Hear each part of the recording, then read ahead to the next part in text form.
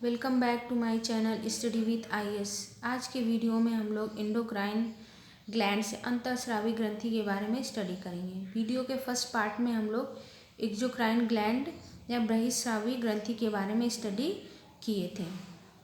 तो endocrine gland जो है वो हार्मोन रिलीज करती है। एक्सोक्राइन ग्लैंड एंजाइम्स रिलीज कर रही थी, लेकिन एंडोक्राइन ग्लैंड जो है वो हार्मोन रिलीज करती है। और हार्मोन कहाँ रिलीज होते हैं? ब्लड में रिलीज होते हैं। और ये डक्टलेस होती है, यानी इसमें कोई भी नली नहीं होती है। किसी डक्ट के थ्रू ये हार्मोन्स रिलीज नहीं किए जाते, ये डायरेक्ट ग्लैंड्स के द्वारा ब्लड में रिलीज किए जाते हैं। तो इसमें जो एंडोक्राइन ग्लैंड जो है कई प्रकार की हैं, जैसे हाइपोथैलेमस जो है हमारे सर के ऊपर एक थैले जैसा स्ट्रक्चर होता है, वहीं पे सिचुएटेड रहता है। इसको हम लोग जो है नर्वस हार्मोन भी कहते हैं। नर्वस हार्मोन यानी पूरे हार्मोन्स को ये कंट्रोल करता है, सबका हेड होता है। सभी एंडोक्राइन ग्लैंड को ये कंट्रोल करता है। जितनी भी एंडोक्राइन ग्लैंड है हाइपोथैलेमस उनको कंट्रोल करता है। सेकेंड है पीनियल ग्लैंड। पीनियल ग्लैंड जो है ये मेलाटोनिन और सीरोटोनिन नामक हार्मोन रिलीज करता है। इसको हम लोग बायोलॉजिकल ग्लैंड भी कहते हैं। एक बार एग्जाम में पूछा गया था कि बायोलॉजिकल ग्लैंड्स किसे कहते हैं, तो पीनियल ग्लैंड को बायोलॉजिकल ग्लैंड कहते हैं। ये जो है मेलाटोनिन नामक हार्मोन रिलीज करता है, जो रात के समय रंग को काला कर देता है।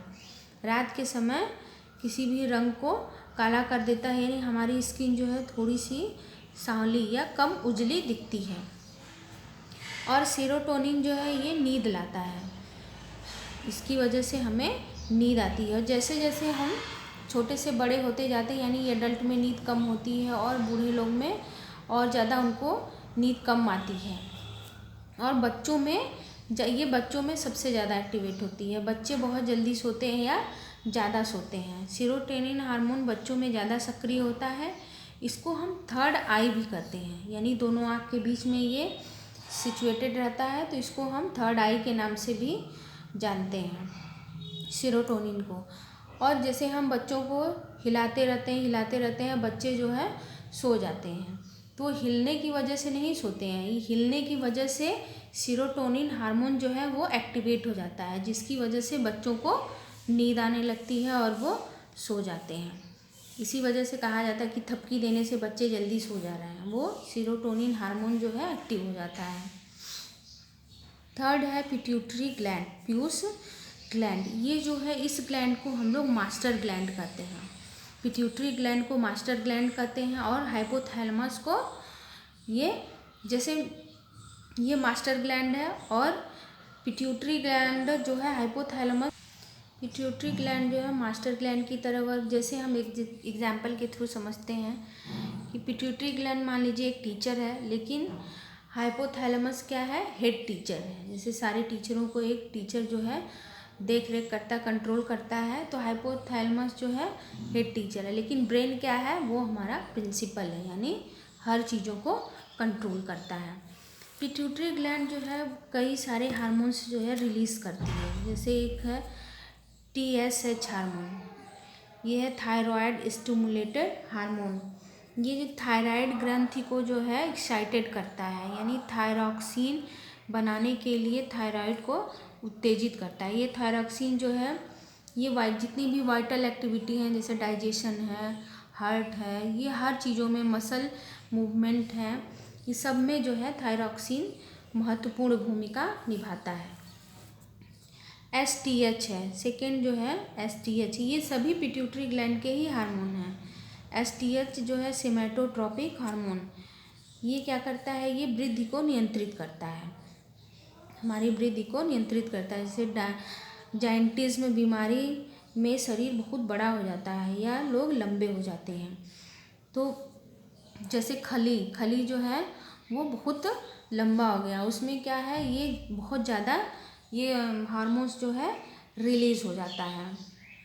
तो इसकी कमी से जो है लोग जो है लंबे हो जाएंगे, या फिर ये बहुत ज़्यादा हो जाता है तो लोग बौने भी हो सकते हैं, ड्वार्फिज्म जिसे कहते हैं। थर्ड है LTH, लैक्टोजेनिक हार्मोन। ये दूध निर्माण को जो है कंट्रोल करता है, यानी प्रोलैक्टिव हार्मोन भी इसे कहते हैं। LTH को प्रोलैक्टिव हार्मोन भी कहा जाता है। ऑक्सीटोसिन हार्मोन्स के द्वारा जो है दूध का स्राव आसानी से होता है। जैसे गाय भैंसों को लोग ऑक्सीटोसिन इंजेक्शन दे देते हैं, जिसकी वजह से अपने आप जो है दूध निकलने लगता है। तो इस हार्मोन की वजह से दूध का स्राव आसानी से होता है। ये भी पिट्यूटरी ग्लैंड ही रिलीज़ करती है। वासेप्रेसिन जो है ये यूरिन की सांद्रता को नियंत्रित करता है। अगर ये बहुत ज़्यादा हो गया रिलीज तो यूरिन का कॉन्सेंट्रेशन जो है बढ़ जाएगा, जिससे जलन होने लगती है। लेकिन अगर ये कम हो गया तो डाइल्यूट यूरिन होने से लॉस ऑफ वाटर, यानी वाटर की हमारे बॉडी में कमी हो जाती है।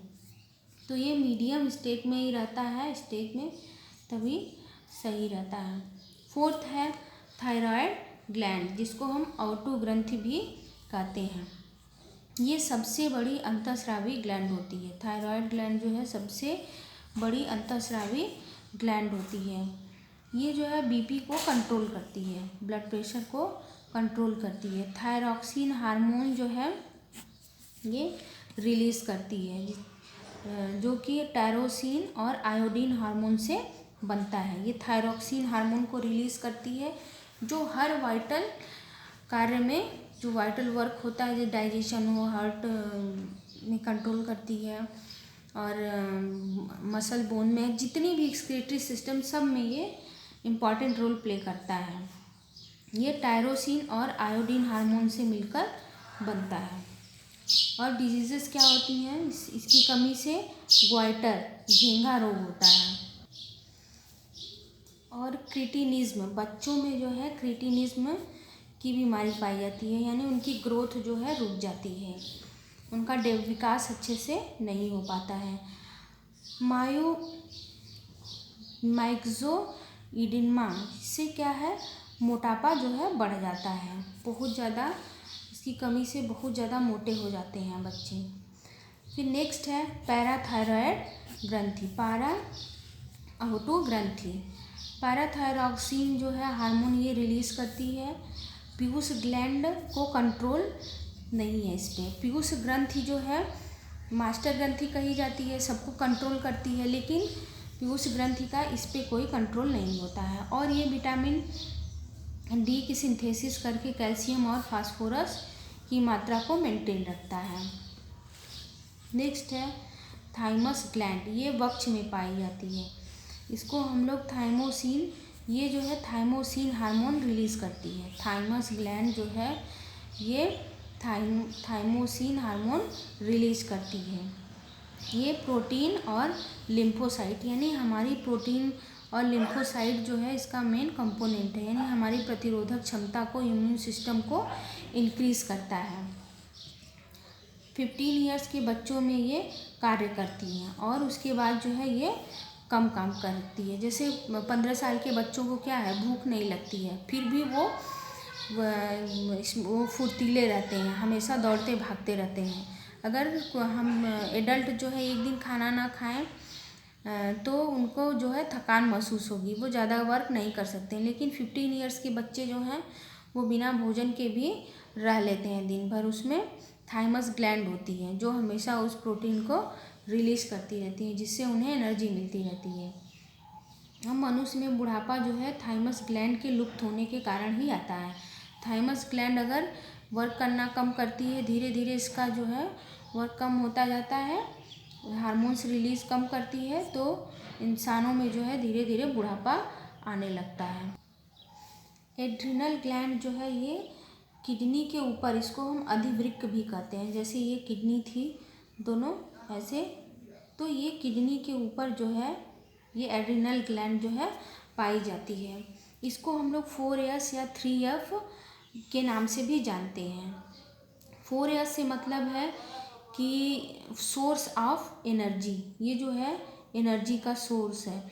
साल्ट का रिटेंशन करता है, शुगर मेटाबॉलिज्म को कंट्रोल करता है, और सेक्स हार्मोन को भी ये कंट्रोल करता है। इसलिए इसको हम लोग 4S के नाम से भी जानते हैं। और 3F यानी फियर, फाइट एंड फ्लाइट। जैसे हम अचानक डर जाने पे या कोई किसी भी कोई भी ग्लैंड्स जो है हमारे बॉडी में वर्क करना कम कर देती है या वो कोई भी दिक्कत आती है तो ये तुरंत यानी एक स्थान से दूसरे स्थान पर जाकर उस हार्मोन्स मतलब उस ग्लैंड की हेल्प करती है। इसीलिए इसको हम लोग फ्लाइट हार्मोन के नाम से भी जानते हैं, यानी उनकी लड़ने में मदद करती है। या फिर डर, हम बहुत ज़्यादा डर जाते हैं तो ये जो है, या लड़ते हैं, जैसे हम उत्तेजित होते हैं, जिस समय हम उत्तेजित होते हैं उस समय एड्रिनल ग्लैंड जो है वर्क करना शुरू करती है। ये ब्लड प्रेशर को तेज कर देती है, यानी उत्तेजित होंगे तो क्या होगा, बीपी हमारा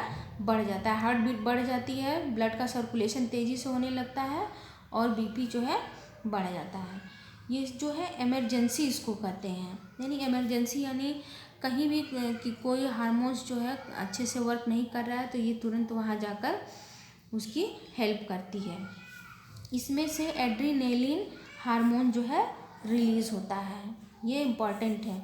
ये एड्रिनल ग्लैंड कौन सा हार्मोन रिलीज करती है, एड्रीनेलिन हार्मोन रिलीज करती है। और इसको हम लोग सुप्रारीनल ग्लैंड भी कहते हैं, सुप्रारीनल ग्लैंड भी कहते हैं। नेक्स्ट है गोनैड ग्लैंड। गोनैड ग्लैंड को हम जनन ग्रंथि के नाम से भी जाना जाता है इसको। ये मेनली जो है रिप्रोडक्टिव हार्मोन है, इसमें जो है स्टेरॉइड्स रिलीज होते हैं। मेल में जो है टेस्टिस पाया जाता है, टेस्टिस से जो है टेस्टोस्टेरोन हार्मोन्स रिलीज होते हैं और शुक्राणु स्पर्म रिलीज होते हैं।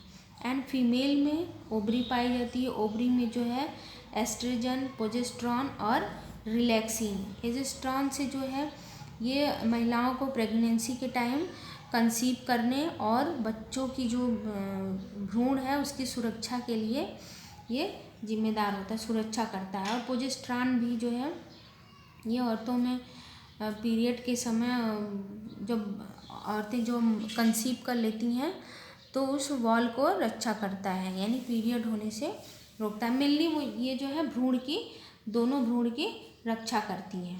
और रिलैक्सिन जो है ये प्रेगनेंसी के टाइम, डिलीवरी के टाइम जो है मसल्स को रिलैक्सन और यानी उनको फ्लेक्सिबल बनाती है ताकि बच्चा जो है आसानी से बाहर निकल सके।